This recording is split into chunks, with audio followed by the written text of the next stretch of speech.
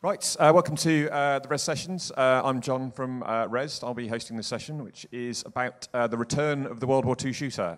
This is something that has actually, we thought we'd do it as we have the guys from Battalion 1944 and Day of Infamy here at the show, and I thought it was interesting that we're seeing kind of games start to go back into that sort of time zone. And actually, since we planned that, it's been very credibly rumoured that Call of Duty is in fact going back to that area as well. So it looks like it's definitely a thing. And I thought it'd be interesting to kind of chat with the guys about why they're kind of going there and what they think the setting offers and whether we're going to go through that whole Call of Duty thing again. And we'll just have a bit of a chat about it. So I'll be putting a few questions to them first. We're going to have a little bit of a chat, and then I'll throw it open to you guys if you have any questions that you would like to ask. So if anything comes to mind, put your hand up at the end, and we'll go around. So I'm joined by Andrew from Day of Infamy and Joe from Battalion 1944. And you're in the indie room, and you guys are downstairs, right? Yeah. So the games are both here, and they're both amazing. You should play them. But I guess to open with is that why did you kind of decide to go back to World War II in the first place? Obviously, it's there's been so many games, there's been so much fiction. You know, it's kind of really well trodden ground. Like, why did you feel that why did you want to go back? Well, essentially, New World Interactive, the studio I work with, we created Insurgency, and we built that as a modding platform. A lot of what we've done with Insurgency has been inspired by Valve and their efforts with Day of Defeat way back in the day. So during my high school years, I spent a lot of time, like every lunch hour with my best friend. We'd walk to his house and play DoD for 45 minutes and reluctantly go back to school. But that inspiration from Valve, that mod itself, really kind of launched us to where we are today. And when we started Insurgency, it was kind of, a modern military shooter, but a little bit ahead of the time. But since then, obviously, the big AAA studios have taken over that because they shifted away from World War II. So when we had Insurgency out the door and updating it constantly, we kind of looked at Day of Defeat Source, importing those assets into our modding platform that we spent years building, just because we loved the experience of Insurgency. And we thought, hey, maybe we can mix it together and bring it to World War II, because we've always loved that. And me at a personal level, I've just had a ton of interest of it. The military history aspect, I used to be in the Army and heard a lot of war stories and that kind of thing. So it's just kind of like a personal war buff ambition, I guess. Okay. Yeah, I mean, for me, I applied to work at Insurgency, the original mod, when I was like 11. And Jeremy, who works with Andrew, turned me down. And I met him the other year, and I was like, still mad about it. But still, so Insurgency is a really cool game, and the way they do things is different to the way we do things, but we are both kind of looking at World War II. But the thing that we have most in common is that we just kind of like making, like he just said, like we want to make a World War II game. It's quite cool, and we really like it. And I think one thing I've seen us have, for me individually, over kind of the bigger studios, is that we can just kind of make what we want, and it's way easier to make a good game when you actually want to make it and you enjoy it. So I think with going back to World War II for us, it was just that no one was doing it. When we set out to do Battalion, we didn't just sink our kind of money into a prototype for a game that we didn't know if it would succeed or not.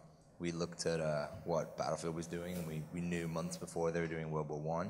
We looked at what Call of Duty was doing, and over a year ago we found out they were doing World War II, but it didn't matter because we knew we were going to be a different game. We were going to be a more old school, sort of classic way of doing things.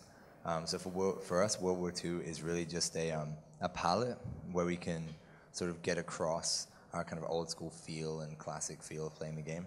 But for me, World War II is just my favorite part about it in a game sense is that the weapons pit each other off quite well, because the Germans would make a weapon and the Americans would go, oh, they've got this awesome weapon, we need to do this. And they actually counteract each other really well, because that's what happened in World War II, the way they printed their weapons, made their weapons. And that's something I found really interesting for balancing. I mean, we struggle with having to balance it as a game anyway, but right from the start, it's not like Overwatch, which is something completely new. You have this like base of two teams, have two weapons, and they kind of pit each other off against each other. So I thought it was really cool. And was it kind of appealing to kind of have that simplicity in the arsenal? Like obviously, like the modern Call of Duties, they've got like drone strikes and God knows what. Was it good that you didn't have to put that in the design document? I guess I don't think we'd have to do anything because it exists. Certainly, there's a lot of World War II that we leave out, and you can never really understand World War II, the sort of massive impact it had on the world because of it's such a political thing. It's not really about war. World War II, isn't it? It's about politics. So when we look at World War II, we kind of look at Hollywood and Band of Brothers and Saving Private Ryan, and that's really what gamers are looking at with World War II. But yeah, I mean, I personally like how the two teams, no matter what World War II game you play, I played Day of Infamy this morning, and I know what the weapons are on each team. I haven't got to learn a lot of things. I know that there's going to be a Sten on the British team and a Thompson on the American team, and I can go do that straight away. I like that. So. And was it a similar kind of thing for you? Did you kind of relish the kind of restrictions of the history period, or are you not to go like Battlefield 1 where they're like, oh, it's a drone, but it's also a pigeon? Yeah, I think there is like a romantic simplicity to it all, where the combat is kind of, you see the whites of their eyes, and that's the sort of scale and range of combat that you see, because you don't rely upon all the optics or drones or that sort of thing. But also, I think in the broader spectrum of things, I'm also an art history nerd, so I look often to different media, and I recognize this trend that there is a revivalism that happens constantly in every art form. You know, if you look at music, decades later, blues will revive from, and it get fused with rock and roll sort of thing. You know, and you have this kind of new fusion of a genre. So I think, and it's always the indies leading the way. It's the avant-garde in any art form. And that's who we are, right? We recognize and acknowledge that in order to succeed in what we're doing, we have to create something brand new. We have to think ahead of what the popular trends are going to be. And I think it's a good sign that we're on the right track now, because we see Call of Duty is doing it. And we know that we're just ahead of that cycle because, we're kind of very mindful of that. I think we're kind of seeing the first full cycle of the games industry, if not just the FPS part of it. And we've had basically 2 shooters for like 10 years, and Insurgency kind of like in there, and Red Orchestra, but otherwise there hasn't been a great deal of really good ones. So we're for the first time kind of seeing the creation of subgenres of FPS games, where instead of buying one £59 game, you're going to buy 4 £15 games, and that it's up to us to start pricing our games in a certain way that works for the consumer and the player, and it's also up for the players to kind of not do things like waiting for sales and that kind of thing, and support us if we choose to make our prices lower and that kind of thing. So that's what's awesome about kind of the FPS players specifically, is they're very entitled, which is a blessing and a curse, but they're also super invested in the games they play in. So your fans, I'm sure, like die hard, and some of our guys will defend us to like the point, regardless of whether we're right or wrong. So yeah, people certainly get attached to what they know and they love, and they develop that skill base over years. And that's part of why we want to, spin Day of Infamy into its own thing, because it started as a mod of Insurgency. But after years of developing Insurgency, we kind of got tired of it, and you can't really change that much. So it offered kind of like a little bit of a blank slate. We use the same, I guess, recipe of Insurgency with the ingredients of Day of Defeat sprinkled into it. But it offers that new kind of like refreshing experience. So people have to come back to it with fresh eyes and shed that baggage that they held with the previous game. Yeah, and you mentioned that you kind of heard about Call of Duty ahead of time, like, and you're confident. I'm sure you're both confident that you can kind of sort of hold your own against that. So what do you see as the kind of the elements of Call of Duty that it's going to have, and then and what do you see as the elements that your game has and allows it to kind of sit alongside it? I guess straight away there's this thing that the FPS fans have, which is they see guns and think it must be the same thing, and they see World War II and think it must be the same thing. You wouldn't say that FIFA, NBA, and NHL are all the same game because they're sports games. But in the NHL, you got 2 goals, but it doesn't mean it's the same thing at all. Totally different rule set, totally different way of doing things. So, and it's the same with World War II games. We even get people comparing Battlefield 1 being World War I, like, oh, how are you going to deal with that? I was like, well, those wars were massively different. So why would that even be a consideration? But when it comes to like World War II games, we both kind of, Insurgency and Battalion, we both we'll look at some kind of older school ways of doing things. You guys look at Day of Defeat quite a lot, and we look at Call of Duty 2 quite a lot. And already they're massively different games in the way they play and the way they feel.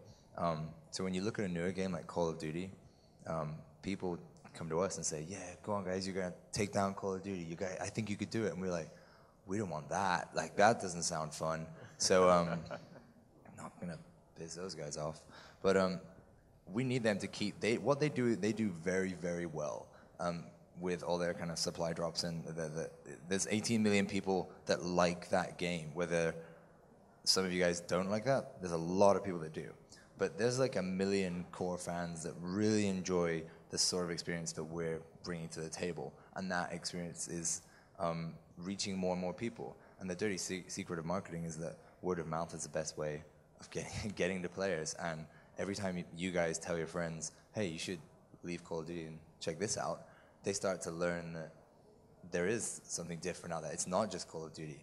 And ultimately, I think in the next sort of 5 years, we're going to start looking at Call of Duty and Battlefield as kind of gateway drugs to this awesome genre of FPS games. And I think that's really cool to see happening right now.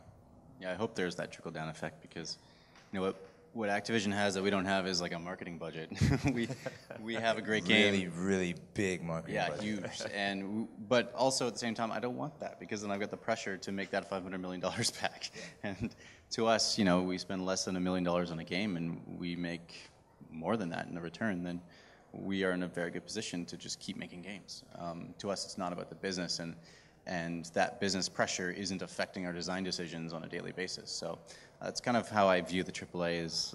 That's a really good point, though. Like, I think, like, I'm 24 right now, working on a World War II multiplayer FPS game. I am peaking in front of you. I am peaking right now.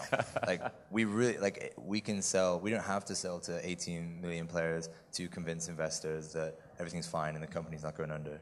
We just have to make enough to make the next one and be happy and be able to go out for a meal with your wife and that kind of thing. Not like, for us, I am like living the dream right now. It will not get better for me. This is the end. I hope it gets better. And you mentioned kind of the sort of the how people know the war through fiction and movies like kind of Band of Brothers and Saving Private Ryan and that kind of thing. And I'm interested. Do you see that as the kind of the major sort of reference point when you go back to World War II? Is that like so? That is my first question. Oh, I definitely have an opinion on that. If you look in the film industry, in the history of that, Band of Brothers, Saving Private Ryan, that's revivalism of World War II as well. There was I draw a lot of influence from the 1960s, 1950s war films for Day of Infamy, and particularly the marketing side of things. Just that kind of like epic feeling to it. A Bridge Too Far is probably like my favorite movie of all time. That was in the 70s. Really, A Bridge Too Far? Yeah, I would say so. We do the same thing and look at The Longest Day, which is really annoying because it's all in black and white. Yeah. But it's really cool to those, because a lot of them were, like, especially Longest Day was filmed on the D-Day beaches like a few years after D-Day. That was great reference for us. And but like you said, there was a bit of revivalism in Band of Brothers, and when the new Call of Duties were coming out, that Carentan map in Call of Duty is literally the one from Band of Brothers. But if we took it now and we remade it, they'd say, "Oh, Call of Duty made that map," and we say, "Well, like." Spielberg designed that set.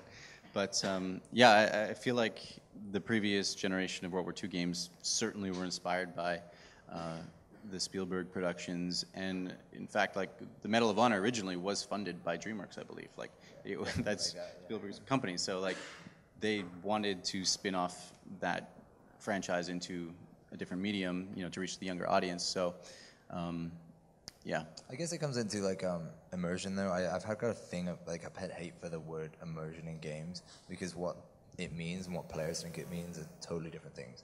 And films, you can get immersed in it and you're like just focused on it and you can see it happening. But people think that in games, if you're immersed in something, you think you're a World War II soldier. That doesn't happen.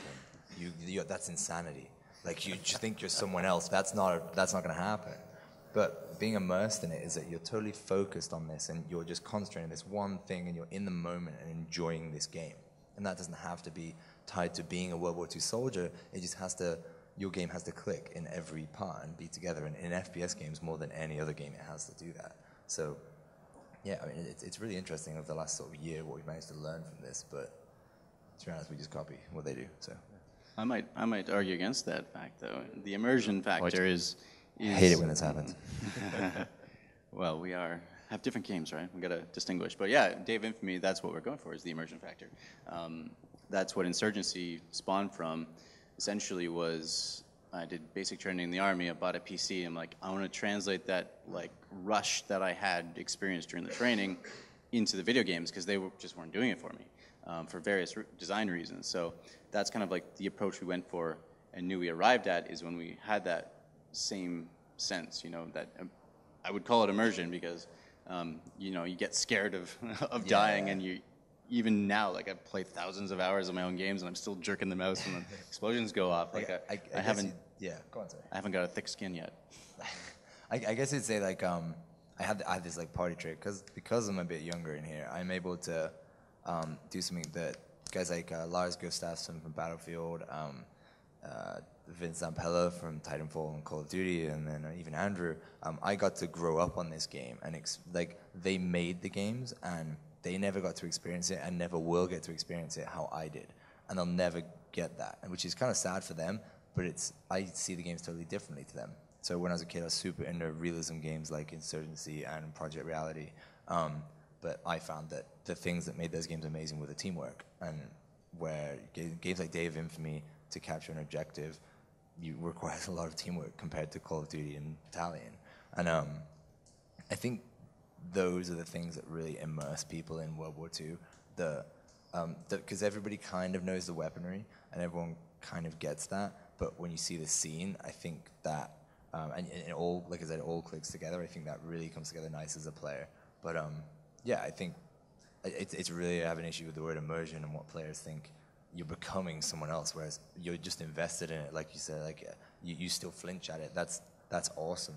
But but we have people in our comments kind of say like, it doesn't look real enough for me. I'm like, it's not real. Yeah, I get that part. All the time we get people criticizing of the finer details of things. Be like, why is it this way? I'm like, because it's a video game. Yeah. Like, or what are these grenades hanging off of? I'm like, polygons and pixels? Like the thing with the things with designing maps around real world locations, we announced like we have real world locations. We set out to make some maps, and we're like, that's a white elephant. Really difficult. That's like, a white elephant. But like turns out the Germans set up in some pretty overpowered places to defend, and that doesn't really work in a balanced game. So there's loads of things we have to change. But we like to say we do something called tethered reality, where we're not sticking to realism. We just use it, like I said, as a palette. But these guys stick much more to it. And well, I've got a slogan for that too. It's realism is the starting point, but it's not the end goal. Mine's better. Yours is better. Much better. We have to learn from you all the time. So. Well, yeah, because that was going to be one of my questions. Is that, you know, the kind of the iconic places, we've seen them in so many movies, we've played them in so many games. Do you think is it kind of incumbent upon you to, like, well, we're making World War II games, so we're going to have an Omaha Beach level, or is the kind of temptation to go, you know what, that's done, let's just find somewhere else, or, you know, let's just do something different? Why don't you answer the Omaha Beach level bit? Sure. I mean, well, you should strike a balance. People have certain expectations and connotations of the war, and they want that Omaha Beach level again. So that was like the first thing we did. And the Bastogne level, because that's from Band of Brothers, and you want to sit in the trench with a machine gun and defend from in the cold, yes. But at the same time, I'm especially mindful and push from a creative decision to do the lesser-known representation. So, for example, I'm Canadian, and we had several thousands of soldiers in the war, and many died, and in battles that people have never heard of. So we put in a map, and we put Canadians in the game because I couldn't not do that. But we have the Battle of Ortona, which took place in Italy, and at the end of 1943, and they called it Little Stalingrad because it was kind of like one of the birthplaces of a lot of contemporary urban warfare tactics, and the concept of mouse holding, like blowing a hole in the wall. to go through the buildings instead of go out in the street again. Like Canadians were pioneers in that type of fighting, but in a very American-centric media world, you kind of lose sight of that, or it's about the Russians. It's all about Stalingrad, but there was kind of little Stalingrad. So we want to kind of bring that to the surface and let people actually learn from the experience as well. Like that's a big goal of mine. Is I want people to play a game and come away from it feeling a better sense of what they just experienced instead of just zoning out from the world. And a lot of people have kind of experienced World War II France as well. Like a lot of people we've seen Carentan, and that's one thing where I'll be interested in what Call of Duty do with that, because you guys have a lot of Italy in there, right? And they're nice levels and nice settings. And one thing we did early on was we looked at some of the best FPS maps ever, like Crash and Dust. They always come back as being really bright and colorful. Whereas when we think of World War II from films, because films are way more emotive, they kind of desaturate everything and they make it this kind of blue and gray overtone on everything. And when you do that in a game, it's just depressing. So I'm assuming you've all played Overwatch. You can't feel sad unless you've got a Hanzo main on your team playing Overwatch. And it really, like, we said, like, okay, but when you see World War II France and Carentan and Battalion, and it's really vibrant, it's weird. Then you guys have this beautiful Italian, like, town, and where they're, like, blowing holes in gray walls. Like, how can we make this more vibrant? Then you look at Battlefield 1, it's super vibrant, and I think this is the second shot at making World War II games. We've had the first go, now let's do the second job. I mean, have you guys added anything like Gurkhas in there or anything like that? Gurkhas? Yeah. That's on our wish list, actually. Yeah. We have a Gurkha hat, talking about putting them in. So it's cool, like, you guys exploring that stuff more, but I think we want to get away from just World War II, France, Normandy. And do you think this is going to be like this is going to kick the whole thing off again? Like now, like you guys are just like the vanguard of like a new run of World War II games. Like, do you think that's likely? Do you think that's desirable? Or Well, we're seeing it already. I mean, I don't know if we want to go through the list and try and name all the World War II titles that have been announced recently. Day of Infamy, Battalion, Days of War, Resistance and Liberation, which was, of course you wouldn't. Resistance and Liberation, Fog of War, Enlisted. Enlisted looks cool. Are we just sticking to shooters? Oh, Raid, World War II, the one mods, based on. You want to go in the mods that are going into things like Squad, and people are making World War II versions. Like it's almost as dozen. Why are we doing this? I don't know. But we're the vanguard, so we got to be proud of that. But. Well, I mean, there's more games now than ever, right? So there's always gonna be more, but there's also more players than ever. There's also more selection. Like it's just like doubling every time. Like it's not more, but yeah, I mean, a growth in World War II games, I certainly don't think it will be for as long as last time. That was a really long time. But games follows film pretty closely. And there's been a lot of World War II films coming out, but there hasn't been many, like, patriotic World War II kind of Spielberg-esque films coming out. They're always, like, the other side of war, or just, like, there's a twist in there that you don't kind of expect. And there's the one about the Czech resistance kind of thing. Like everyone knows the French resistance, but someone made a film on the Czech resistance with Cillian Murphy, and that was really good. And the one with Brad Pitt about the spy. And I watched a lot of films on the plane, clearly, World War II stuff. I watched that one on the plane too. But yeah, so there's all these kind of, and I think it's a little touchy subject, but I think there's more ways for World War II to go beyond an FPS game. I think I want to see Ubisoft do Assassin's Creed in World War II. I want to see that with the Czech resistance and the French resistance. And I want to see, I think there's something to be said for someone making a VR simulator in Auschwitz, and not something like a simulator, but something where you can, in Unreal Engine, you can do some beautiful things and put it to a museum and say, like, look, this is how horrible it was. Look at this. Because at the moment we go off of photos and people's memories, and these people are dying now, and the new generation of people coming in, we have a responsibility to the younger people coming in who haven't even seen films like Band of Brothers and haven't. Did you know it's like 17 years old? Yeah. I just bought it like 2 weeks ago at a thrift store for $10. So we have a responsibility to kind of uphold World War II without making it into some kind of cartoon. And for years we did it with World War I. There's not loads of World War I films. There's not loads of. There's obviously quite a few books on it, but. And there certainly wasn't any World War I games until recently with Verdun and Battlefield 1. And it's always been taboo. And but World War II has always been, because in our countries we feel very passionate about, because we overthrew a villain. It was the only just war for most people. So we now have a reputation or responsibility to uphold that to young gamers coming through. And I think that's where Call of Duty need to step up and do that amazing single-player experience and focus on that and not go too far while we kind of have an arcade. We still can have an arcade thing. I think it's up to them to decide, okay, we need to connect this to some kind of emotional background. So I'd like to see that. And there's so few veterans left over to tell these stories, and not many of our generation really reads books anymore. That there's, you know, endless amounts of World War II books, and there's the movies, but now our generation goes towards video games to find out. But you know, a lot of them, Call of Duty is just kind of trivializing it and making just another cinematic trope. But that's what I'm just trying to go after is, you know, come away with something, make you think about it rather than just glorify it. Yeah. And I was just wondering, because so this is my final question. Then it's your turn. Obviously, Infinity Ward kind of it was a bit of a moment when they stopped doing. They stepped away from World War II, and it was like Modern Warfare, COD 4, and you got the sense that was like a sense of like pressure being released. They were like, oh God, we're finally out of the trenches, kind of thing. And as you say, that took ages. Like, would you care to guess how quickly we're going to hit that point this time around? Do you think it's the half-life of these sort of trends is I don't falling? think they'll do it again. I don't think they'll do just straight World War II forever now. That's what we do now. I think they'll look to kind of change it up and keep. They have 3 studios, for Christ's sake. They can do something.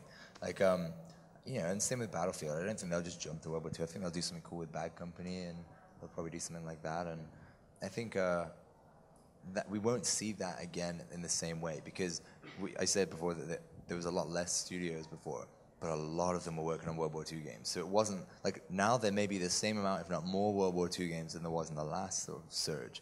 But there's also like more people doing different things, and I think it won't happen in the same way. That the industry is organic and it's natural, and it kind of grows and changes, and it's a beast of its own. And I don't think it'll be stuck to World War II. I really don't think Call of Duty want to end up in that situation that they've been with the sort of future zone for a while now. But they kind of tie themselves into that with the way they do their unlock systems, because you can't just throw whatever you want onto a gun and just make a cool mechanic. You have to tether some kind of connection to reality in World War II. But they didn't that much with Call of Duty 5, and maybe they won't here. So it'll be interesting. What do you think? Well, I think as soon as games are on the market, it's the beginning of the end of that cycle. So now that we're seeing it's arriving, people, you know, if you're an indie developer, you should be thinking, okay, let's go beyond World War II. It's a thing now, and you have to be years ahead of the game in terms of business when you're working in games, because it takes 2 to 3 years to actually design, develop, and market this product. So, yeah, I don't think it's going to last too long, but it's going to come back again. Like, it's revivalism. It's a constant cycle, no matter what. So the futuristic games will diminish because they're a big thing now, and then they'll come back again in a few years later. But also, I think like a generational thing. For us, you know, we grew up in these games. I think our definition of old school might be a little different, because I've got 7 years on top of you. So old school to me is like Dave Defeat on PC. And I think you love the Call of Duty 2 on console. You're Dave Defeat, the original one, right? Oh yeah, the mod. Yeah. See, I was like 8. Yeah, I know. Could barely move a mouse. But yeah, like it's just going to continue as a cycle. So we're just in another upswing of the World War II cycle right now. Okay, that's it for me. Does anybody in the audience have any questions for the guys? Anyone? Oh, one. Can we have a question for the audience? How many people here have played Battalion? Yeah? Yeah. Number of you got to play it? All right. How about Day of Infamy? Did you get to check it out?